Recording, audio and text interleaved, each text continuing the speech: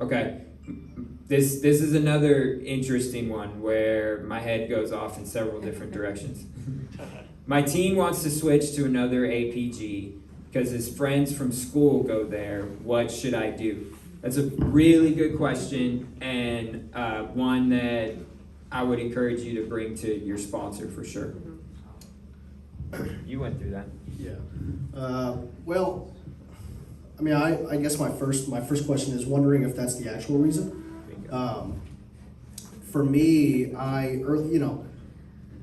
it's what's called the wall phase. I get into a new APG or I get into a new program, and I'm shown so much love, and I love the functions, I love satellite, I love the outreach program, and then I have my first session. And it's like, okay, get to work. I'm like, I don't want to work, so I'm going to go somewhere else. And that's kind of my experience right now. And I'm not saying that's that kid's truth, but I also have experiences working in other APGs as well, and I can say from my experience, from my own personal experience, this is the one that I just see the most parent involvement. I think that's just the most important thing, because the kid's going to do whatever the kid's going to do. But like we've kind of been saying this entire time, that how involved the parent is and how the parent is leading by example is going to determine, and it's not a one size fits all, but they have a higher chance. I would say they have a higher chance of being successful if the parents are involved. In other parent groups, I'm sure there are some that are great, but I haven't seen very much in my experience. So that's what I got. Rex, you want to add anything to that? I'll add a little bit. I would say that we were in another APG, and it was really good. We liked it. When I came here, this was the first time that I felt that I was being taught how to be accountable and learn and grow and recover. And so for me, this was the best program. And I believe that for my child, it was too. And so every time he thought about leaving, I wanted to hold the boundary that you work Cornerstone, or that's that's it, right? You have to be here, and otherwise, there's other consequences.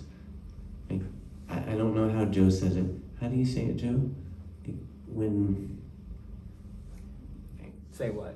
that it's Cornerstone or you're gone, kind of. Is that what you say? I don't say that, but I encourage parents to say that we're a Cornerstone family. Thanks, Rex. Yeah. Yeah. So again, this kind of leads me back to that. It's most of the time it's not about either program. It's not about APG. The discussion or the issue is not with the program. Like Sean was talking about, sometimes it gets a little hot in the kitchen, and we're like water. We're going to seek out the easier, softer way. And I don't think there's ever been any kid that I've worked with where they haven't hit that wall at some point and wanted to quit or wanted to jump to another ship or whatever. And that comes back to the adults having a real partnership and being on the same page and the same vision in mind, and holding your kids' feet to the fire with like modeling that behavior. If we've made a commitment that we're gonna do this, then I don't know, and I ask people this in sessions all the time, because I've gotten in trouble making assumptions, but the word commitment to me really means like, come hell or high water, if I tell you I'm gonna do something, then I'm gonna do it. I'm not perfect by any means, by no stretch of the imagination, but my integrity, my self-esteem is tied to my level of commitment and following through and doing what I say I'm going to do. And that's the behavior that we want to model for the kids. And so again, this comes back to like really seeing your kids and what feedback are they giving me? What are they really telling me? when they're saying they want to go to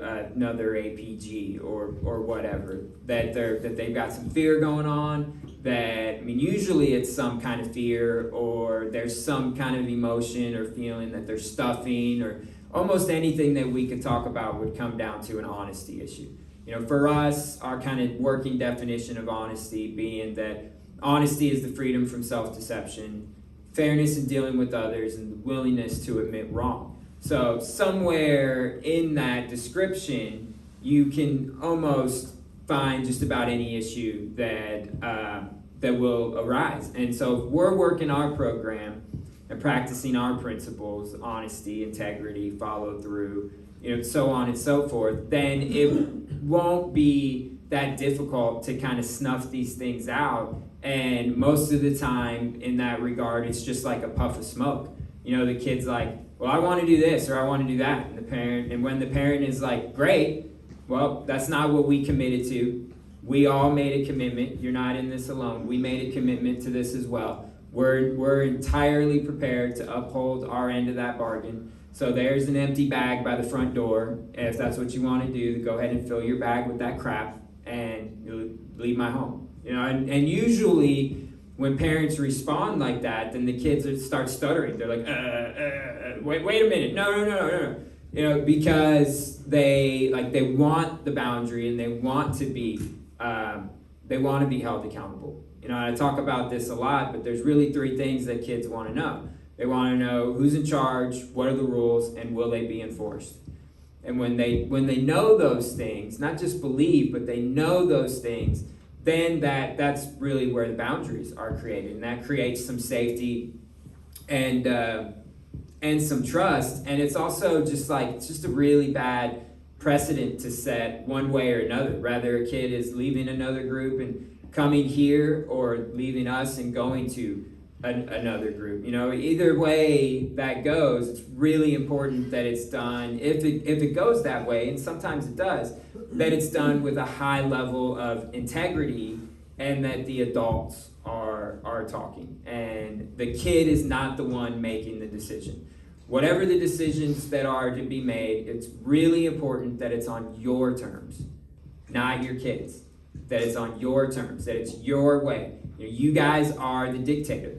You know, being a part of the group, I'm the dictator. I can be benevolent, but I'm still the dictator. It's like, if you're gonna join my team, then you gotta be coachable. You know, I'm the coach.